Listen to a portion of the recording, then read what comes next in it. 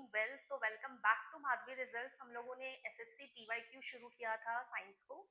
ठीक है, तो हमारे 2 लेक्चर्स ऑलरेडी हो गए साइंस के पीवाईक्यू, ये हमारा 3rd लेक्चर है। तो लेट्स गेट स्टार्टेड। देखते हैं हमारा इस पीवाईक्यू में क्या क्वेश्चंस हैं। जितने हम क्वेश्चंस कर रहे हैं ये सारा प्रीवियस ईयर क्वेश्चंस पूछे जा चुके हैं, है ना। 2021 से 2024 तक ये हमारा सैम्पल पेपर्स पीवाईक्यूज चल रहे हैं। तो आज हमारा नेक्स्ट पीवाईक्यू शुरू करते हैं हमारा पहला क्वेश्चन के साथ। पहला क्वेश्चन है which of the following statement is not correct. इसमें से पूछा जा रहा है कि इसमें से 4 स्टेटमेंट दिए गए, इन चारों स्टेटमेंट में कौन सा करेक्ट नहीं है। पहला स्टेटमेंट है light year is the unit of distance. तो जो लाइट ईयर है, पहले ये होता क्या है। लाइट ईयर होता है कि एक ईयर में वो लाइट कितना डिस्टेंस ट्रैवल किया है। ठीक है, तो एक ईयर में लाइट कितना डिस्टेंस ट्रैवल किया है। तो इससे हमारा जो आएगा नॉट करेक्ट, तो इसका आंसर होगा light year is the unit of time. क्यों? क्योंकि लाइट ईयर क्या है, it is the unit of distance, है ना। Light year is the distance travelled by the light in 1 year. तो ये भी सही है, ये भी सही है। Angstrom is the unit of length, ये भी सही है। तो हमारा नॉट करेक्ट वाला स्टेटमेंट कौन सा होगा, ये कि light year is the unit of time. So actual में हमारा जो इसका सही ऑप्शन होगा वो होगा ऑप्शन सी, क्योंकि ए बी और डी ये तीनों ही ऑप्शन सही है। ठीक है, नेक्स्ट क्वेश्चन है हमारा which pioneer scientist used radio waves to transmit signals over distance of several kilometers in the 1890s। ठीक है, तो कौन से साइंटिस्ट ने रेडियो वेव्स यूज करके सिग्नल को ट्रांसमिट करा था over kilometres, like long ranges के लिए। तो इसमें से साइंटिस्ट का नाम क्या है, गुग्लेल्मो मार्कोनी। ठीक है, ये साइंटिस्ट ने क्या करा था कि इन्होंने रेडियो वेव्स यूज करे थे। ठीक है, रेडियो वेव यूज करके सिग्नल को ट्रांसमिट करा था over long range of kilometres. और इसी साइंटिस्ट से हम लोग जो रेडियो सुन पाते हैं। ठीक है, हम जो रेडियो सुन पाते हैं, ये जो रेडियो आया था यहीं से डिस्कवर हुआ था। ठीक है, किसने करा था, ये गुग्लेल्मो मार्कोनी ने। तीसरा क्वेश्चन है Ernest Rutherford used about dash thick gold foil for alpha scattering experiment. Ernest Rutherford ने गोल्ड के फॉइल को कितने उन्होंने यूज करा था, 500, 1000, 900 या 700। तो इसका आंसर होगा 1000 एटम्स। गोल्ड क्या है ना, गोल्ड क्या है, गोल्ड एक ऐसा मेटल है। ठीक है, गोल्ड एक ऐसा मेटल है कि ये मोस्ट मैलिएबल मेटल है, मोस्ट मैलिएबल मेटल है। इसका मतलब क्या है कि इसको हम लोग थिन लेयर में इसको बीट कर सकते हैं, इसको थिन शीट्स में हम लोग बना सकते हैं गोल्ड को किसी भी तरीके से। तो ये क्या हमारा मोस्ट मैलिएबल मेटल है। और इसमें कितने यूज किए थे उन्होंने, 1000 एटम्स ऑफ गोल्ड यूज किए थे फॉर अल्फा स्कैटरिंग एक्सपेरिमेंट। ठीक है, ये हमारा थर्ड क्वेश्चन है। फोर्थ है which of the following is not a halogen gas, is not a halogen gas. तो लास्ट पीवाईक्यू में, हमारा जो सेकंड पीवाईक्यू का जो लेक्चर था उसमें हम लोग डिस्कस किए थे हैलोजन क्या होता है। तो हैलोजन किस ग्रुप में आ रहा था, हैलोजन जो है वो किस ग्रुप में आ रहा था, पहले तो फ्लोरीन, क्लोरीन, ब्रोमीन, आयोडीन। ठीक है, ये सारे क्या है, ये सारे हैं हैलोजन्स। और हैलोजन्स किस ग्रुप में आ रहे थे, हैलोजन सारे आ रहे हैं हमारे ग्रुप 17 में। ठीक है, ये आते हैं ग्रुप 17 में। तो इसमें से फ्लोरीन, फ्लोरीन क्या है, हैलोजन है। क्लोरीन भी एक हैलोजन है, ब्रोमीन भी एक हैलोजन है। तो हीलियम क्या है, हीलियम हैलोजन नहीं है। हीलियम हमारा एक नोबल गैस है। हीलियम क्या है, एक नोबल गैस है। और ये आता है ग्रुप 18 में। ठीक है, ये आता है ग्रुप 18 में हीलियम। और हीलियम क्या है कि जैसे हीलियम का एटॉमिक नंबर कितना होता है, अगर हीलियम की बात करें तो इसका एटॉमिक नंबर है 2। इसका मतलब है कि इसके जो एटम्स हैं, ठीक है, इसके जो एटम है इसके ड्यूप्लेट कंप्लीट है। मतलब कि इसके जो ड्यूप्लेट है ना, हीलियम के जो ड्यूप्लेट, इसका जो एटॉमिक नंबर 2 है। तो इनमें कितने इलेक्ट्रॉन्स देखने को मिलेंगे, 2। तो ये 2 इलेक्ट्रॉन इस के शेल में, पहले वाले शेल में 2 इलेक्ट्रॉन्स फुलफिल हो चुके हैं। तो ये क्या हुआ है यहाँ पे, ड्यूप्लेट। ड्यूप्लेट क्या है, कंप्लीट है। और ये कंप्लीट है, इनमें कोई इलेक्ट्रॉन की कमी नहीं है। तो ना ये इलेक्ट्रॉन लेंगे ना देंगे। तो ये क्या है कि अपने स्टेबल स्टेट में है। तो हम लोग अगर बात करें ग्रुप 18 के बारे में, नोबल गैस के बारे में, तो ये कैसे एलिमेंट्स है यहाँ पे, ये यहाँ पे सारे स्टेबल एलिमेंट्स हैं, इनके पास स्टेबिलिटी है, तो ये लोग हाईली नॉन रिएक्टिव एलिमेंट्स होते हैं, ठीक है। जो ग्रुप 18 के एलिमेंट्स होते हैं वो क्या होते हैं, हाईली नॉन रिएक्टिव। इसके बाद जो क्वेश्चन है वो है match the points under column A with those under column B. तो हमारे चार ऑप्शंस दिए हुए, एनालिडा, आर्थ्रोपोडा, इकाइनोडर्मेटा और प्लैटीहेल्मिन्थस। तो ये चारों जो है, ये चारों हमारे एनिमल किंगडम में आते हैं, है ना। लास्ट क्लास हमारा फर्स्ट लेक्चर में एक चार्ट यहाँ डिस्प्ले हुआ था जिसमें सारे animal kingdom, 11 animal kingdom mention किए गए थे, उनके बारे में चीजें डिस्क्राइब की गई थी। तो उसमें से हमारा ये चारों क्या है, एनिमल किंगडम में आता है। क्या क्या है वो, एनालिडा, आर्थ्रोपोडा, इकाइनोडर्मेटा और प्लैटीहेल्मिन्थस। तो हमें इसका बेसिकली क्या करना है, हमें इसके बारे में इनके एग्जांपल्स जानने हैं। तो आर्थ्रोपोडा में क्या आता है, इंसेक्ट्स, है ना। आर्थ्रोपोडा में क्या आ जाएगा, इंसेक्ट्स। आर्थ्रोपोडा की स्पेशलिटी क्या है, आर्थ्रोपोडा के पास होता है एक्सोस्केलेटन। जितने भी आर्थ्रोपोडा प्रेजेंट है उन सबके पास प्रेजेंट है एक्सोस्केलेटन, बाहरी उनकी जो कवरिंग होती है वो एक्सोस्केलेटन है, ठीक है। और इनके पास क्या होते हैं, जॉइंटेड लेग्स, इनके जो लेग्स होते हैं, ठीक है, वो सारे क्या होते हैं, जॉइंट होते हैं। तो ये आर्थ्रोपोडा का एक की फीचर है कि वो सारे एक्सोस्केलेटन के बने हुए हैं, उनके जो बाहर की जो लेयर है वो, और इनके जो लेग्स है वो सारे कैसे होते हैं, जॉइंटेड होते हैं, ठीक है। तो इनमें एग्जाम्पल क्या आ गया हमारा, अर्थ, एंट, ठीक है।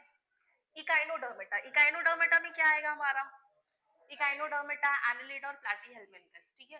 एनालिडा में आता है अर्थवॉर्म, एनालिडा में आता है अर्थवॉर्म, ठीक है। अर्थवॉर्म, अर्थवॉर्म हो गया, लीचेस हो गए, जो लीचेस और अर्थवॉर्म है वो किस में आ रहे हैं, एनालिडा में, ठीक है। फिर नेक्स्ट है हमारा इकाइनोडर्मेटा, ठीक है। नेक्स्ट है हमारा इकाइनोडर्मेटा। तो इकाइनोडर्मेटा में आते हैं सी स्टार, जिसे हम स्टार फिश भी कहते हैं, स्टार फिश, ठीक है, इकाइनोडर्मेटा में है। प्लैटीहेल्मिन्थस, टेप वर्म। प्लैटीहेल्मिन्थस क्या है, ये जितने भी फ्लैट वर्म्स हैं, फ्लैट ऐसे चिपके हुए सारे जो फ्लैट वर्म्स होते हैं, ये किस में आते हैं, प्लैटीहेल्मिन्थस में। तो हमारा ऑप्शन क्या हो गया, ए का 4, बी 3, ठीक है, ए का 4 क्या है, ये है। तो हमारा ऑप्शन क्या हो गया, ए का 4, बी का 3, सी का 2 और डी का 1, ठीक है। तो ये हमारे एनिमल किंगडम से क्वेश्चंस अक्सर पूछे जाते हैं, बहुत इंपॉर्टेंट है ये एनिमल किंगडम का चैप्टर, इससे क्वेश्चंस रिपीटिवली आते हैं। Which of the following characteristic is not of Aves, Aves यानी किसके बारे में बात की जा रही है, बर्ड्स के बारे में, ठीक है। तो इसमें से बोला जा रहा है कि इनमें से जितने जो चार जो कैरेक्टरिस्टिक है वो कौन एव्स के कैरेक्टर्स नहीं है, ठीक है।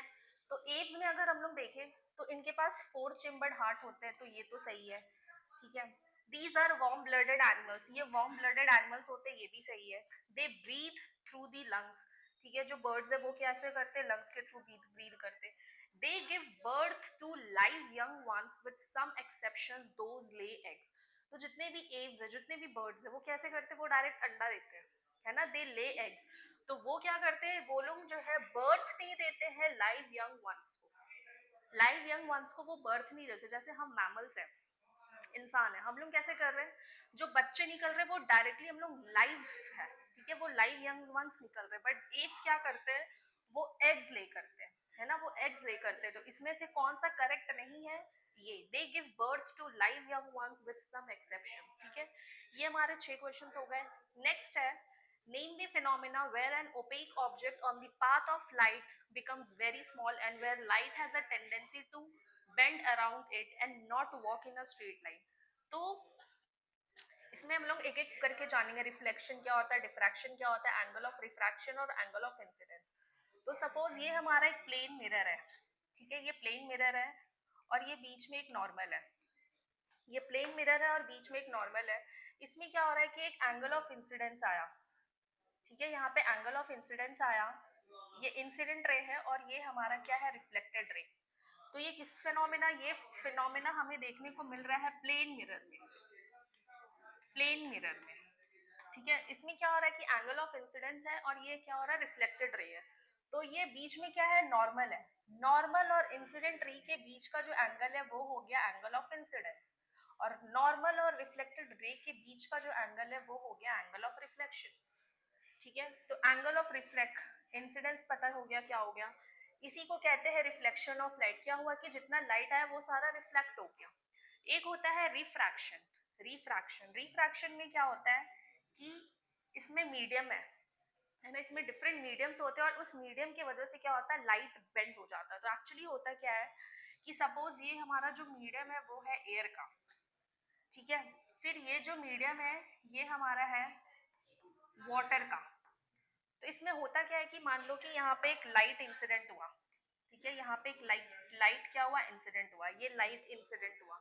अब ये लाइट क्या है एयर से वाटर में जा रहा है ना, ये लाइट का क्या मीडियम चेंज हो रहा है, तो इसकी वजह से क्या होगा, ये जो मीडियम है यहाँ पे, ठीक है, ये लाइट यहाँ पे हो जाएगा बेंड।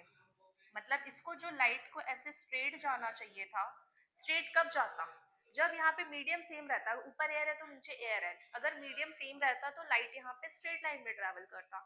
लेकिन यहाँ पे क्या हो गया कि यहाँ पे आ गया पानी, मीडियम हो गया चेंज। मीडियम चेंज की वजह से जो लाइट है वो क्या हो गया यहाँ पे बेंड हो गया। अब इस लाइट बेंडिंग की वजह से क्या हुआ, इस लाइट बेंड की वजह से क्या हुआ, ये जो एंगल बना है ये एंगल ऑफ इंसिडेंस है नॉर्मल और इंसिडेंट रे के बीच, ठीक है, और यहाँ पे क्या है एंगल ऑफ रिफ्रैक्शन। इस फिनोमिना को बोलते हैं रिफ्रैक्शन। रिफ्रैक्शन क्या होता है कि जब लाइट का बेंडिंग हुआ है, क्यों, due to the change of medium. और ये लाइट का बेंडिंग एक्चुअली होता क्यों है, क्योंकि इनकी स्पीड चेंज हो जाती है ना, जैसे एयर में स्पीड ऑफ लाइट क्या है 3 × 10⁸ मीटर पर सेकेंड, है ना। तो वाटर में क्या होता है कि वो लाइट की स्पीड चेंज हो गई, एंड जस्ट बिकॉज उसकी लाइट की स्पीड चेंज हो गई है वाटर में जाके, इसीलिए वाटर में क्या हुआ है कि वाटर में जो लाइट है वो बेंड हो गया, ठीक है। और ये जो बेंडिंग ऑफ लाइट है इसी को, इस पूरे फिनोमिना को बोला गया है रिफ्रैक्शन, ठीक है। तो ये जो नॉर्मल और रिफ्रैक्टेड रे है ये उसके बीच का जो एंगल है वो हो जाएगा हमारा एंगल ऑफ रिफ्रैक्शन।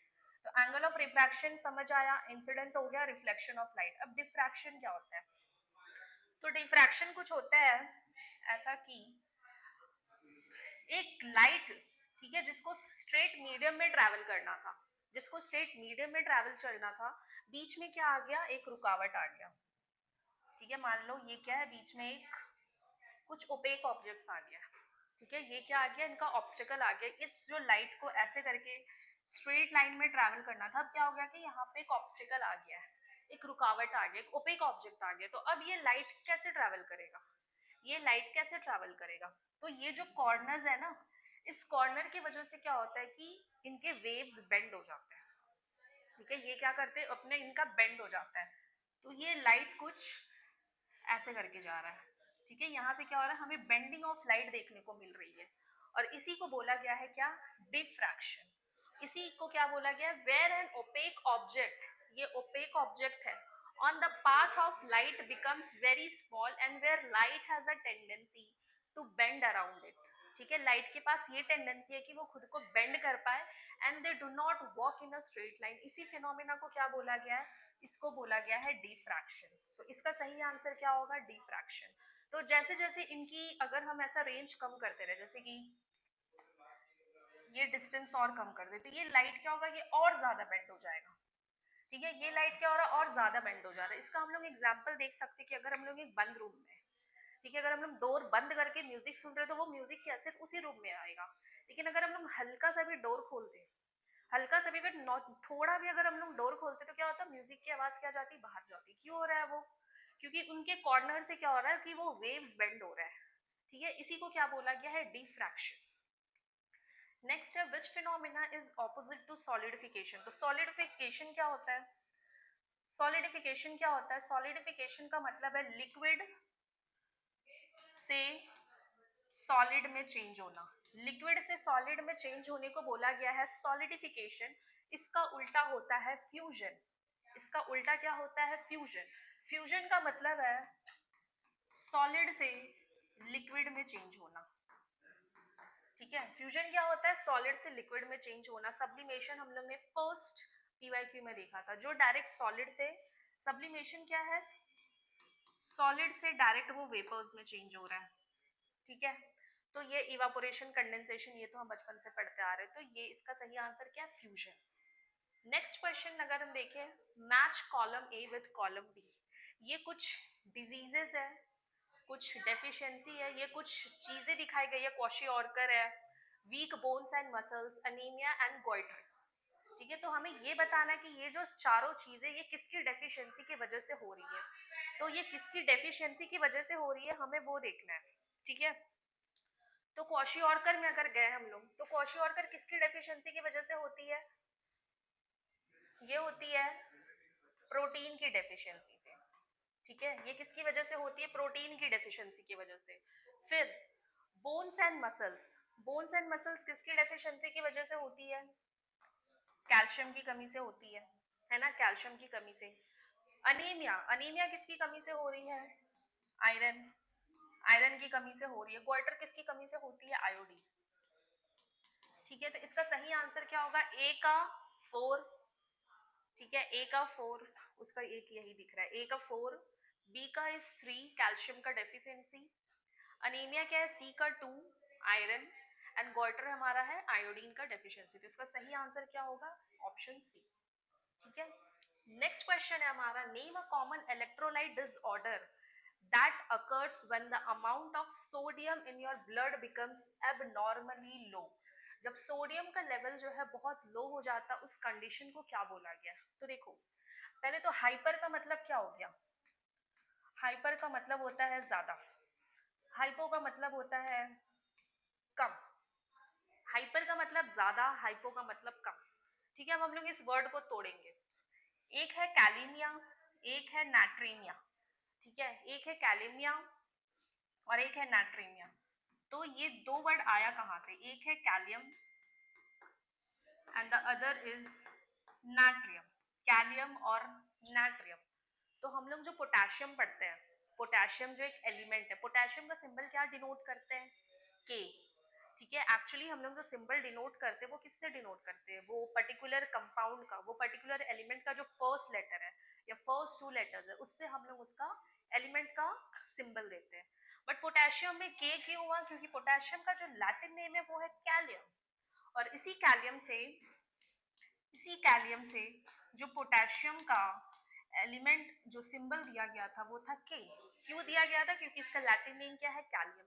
वैसे नेट्रियम, ठीक है, ये है सोडियम का, इसीलिए सोडियम में हम देखते हैं कि इसका सिंबल क्या होता है? Na। ये कहाँ से आया? नेट्रियम से।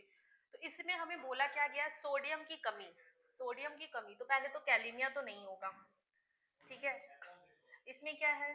कैलीमिया वाली चीज तो हम लोग हटा देते, क्योंकि सोडियम के बारे में बात हो रहा है तो इसी में से होगा, नेट्रियम, नेट्रीमिया से। ठीक है, नेट्रीमिया में से ही कुछ होने वाला है। अब हाइपो का मतलब क्या बोला गया है? कम। हाइपर का मतलब, हाइपर का मतलब क्या है? ज्यादा। ठीक है, हाइपो का मतलब कम है, हाइपर का मतलब क्या है? ज्यादा है। अब यहाँ पे क्या बोला गया कि सोडियम जो है वो लो है। सोडियम लो है मतलब किसके बारे में बात हो रहा है? हाइपोनेट्रीमिया, है ना। किसके बारे में बात हो रहा है? हाइपोनेट्रीमिया। तो हाइपोनेट्रीमिया, सोडियम की कमी क्यों हो जाती है? हो सकता है कि ब्लड में पानी का कंटेंट बहुत ज्यादा बढ़ गया हो। ठीक है, पानी का कंटेंट बहुत ज्यादा बढ़ गया हो, जिसकी वजह से सोडियम लेवल कम हो गया। या फिर हो सकता है कि सोडियम का बहुत ज्यादा लॉस हो रहा हो, सोडियम आयंस का। ठीक है, तो किसी भी तरीके से क्या हो जाता है? हाइपोनेट्रीमिया का कंडीशन आ सकता है। ये हो गया 10th क्वेश्चन हमारा। नेक्स्ट है, name the straight chain alkane having chemical formula C9H2O। Actually ये कंपाउंड है C9H2O, H20। ठीक है, ये है C9H20। तो ये बोला गया है कि name the straight chain compound. ठीक है, straight chain alkane having chemical formula C9। तो C9 मतलब किसके बारे में बात हो रहा है? 9 कार्बन है। 9 कार्बन है तो हम लोग 9 कार्बन में प्रीफिक्स क्या डालते हैं? Nonane. ठीक है, 9 कार्बन में क्या प्रीफिक्स डालते हैं? Nonane. जैसे कि अगर एक कार्बन है तो क्या डालते हैं? मेथ। अगर 2 कार्बन है तो इथ। 3 कार्बन है तो प्रॉप। 4 कार्बन है तो ब्यूट। ये ऐसे करके हमारे कार्बन के कंपाउंड्स हैं। अगर उस पर्टिकुलर चेन में एक कार्बन है तो उसमें मेथ, 2 है तो एथ, 3 है तो प्रॉप, 4 है तो ब्यूट। ठीक है, ऐसे करके 5 है तो पेंट, फिर है hex, sept, oct, non and then dec. ठीक है, तो ये क्या है हमारे 5, 6, ये 7 कार्बन, 8 कार्बन, 9 कार्बन और 10 कार्बन। ठीक है, तो इसमें 9 कार्बन है, तो इसमें तो हमें देखने की जरूरत ही नहीं है, नोनी है ना, नोनी। ये क्या है कि केरोसिन वगैरह में भी ये एलिमेंट डाला रहता है ना, डीजल फ्यूल में भी क्या है, नोनिन डाला हुआ रहता है एलिमेंट। ठीक है, तो ये क्या है, फ्लेमेबल लिक्विड है। लास्ट हमारा है, आई थिंक ये लास्ट क्वेश्चन है। ठीक है, who first stated the principle of refraction that postulates that every substance has a specific bending ratio, जिसको हम लोग रिफ्रैक्टिव इंडेक्स बोल रहे हैं। इसका मतलब क्या है, इसका तो आंसर है विल्ब्रॉड स्नेलियस। ठीक है, विल्ब्रॉड स्नेलियस से ही एक लॉ आया था जिसको हम बोलते हैं स्नेल्स लॉ। स्नेल्स लॉ, इन्होंने क्या बोला था कि जब रिफ्रैक्शन हो रही है, ठीक है, जब रिफ्रैक्शन होता है ना, जब रिफ्रैक्शन हो रहा है तो हम लोग क्या बोले थे, मीडियम है। ये हमारा मीडियम 1 है, ये मीडियम 1 है और ये मीडियम 2 है। ठीक है, मान लो ये एयर है और ये क्या है, वाटर है। तो इसमें क्या होगा, इसमें जब इंसिडेंट हो रही है लाइट, तो वो क्या हो रहा है, लाइट बेंड हो रहा है ना, वो लाइट क्या हो रहा है, बेंड हो रहा है। ये हमारा नॉर्मल है, वो लाइट क्या हो रहा है, बेंड हो रहा है ऐसे करके। तो ये हो गया रिफ्रैक्शन। इसमें क्या होता है, ये जो रेशियो है ना, ये क्या होता है, सेम होता है। क्या सेम होता है कि अगर हम लोग किसी का रिफ्रैक्टिव इंडेक्स लेते हैं, मान लो एयर का, ठीक है, अगर हम लोग किसी का रिफ्रैक्टिव इंडेक्स लेते हैं तो वो रिफ्रैक्टिव इंडेक्स उसका सेम होगा। रिफ्रैक्टिव इंडेक्स का मतलब क्या होता है, क्या सेम होगा उसका, sine i by sine r. मतलब इंसिडेंस एंगल का जो साइन, और अगर हम लोग साइन ले रिफ्रैक्टिंग का, ठीक है, रिफ्रैक्शन का, तो इन दोनों का जब हम लोग रेशियो निकालेंगे तो ये हमेशा कांस्टेंट आएगा। जैसे कि अगर हम लोग एयर के बारे में बात करें तो एयर का हमेशा रिफ्रैक्टिव इंडेक्स ऑलमोस्ट 1 होता है। वैसे अगर हम वाटर के बारे में बात करें, ठीक है, अगर हम वाटर के बारे में बात करें तो उनका होता है ऑलमोस्ट, वाटर का अगर हम रिफ्रैक्टिव इंडेक्स के बारे में बात करें तो 1.33। तो ऐसे करके सारे मीडियम का रिफ्रैक्टिव इंडेक्स जो क्या होता है, सेम होता है। तो रिफ्रैक्टिव इंडेक्स क्या है, sine i by sine r constant है। इंसिडेंट रे और इंसिडेंट एंगल और रिफ्रैक्टिव एंगल का, ठीक है, उनका अगर हम लोग साइन निकालेंगे तो वो साइन क्या आ जाएगा, कांस्टेंट आ जाएगा। ये रेशियो कांस्टेंट रहता है। तो यही हमारा स्नेल्स लॉ, वो किसने दिया था, विल्ब्रॉड स्नेलियस ने, और इसी स्नेलियस नाम से ही हमारा नाम आया था। ये क्या है, स्नेल्स लॉ। ठीक है, तो आज का 12 पीवाईक्यू इतना ही है। इसके बाद नेक्स्ट पीवाईक्यू के साथ हम लोग नेक्स्ट लेक्चर में मिलेंगे। So thank you. अगर आपको ये पसंद आया तो please like and subscribe this channel. Thank you.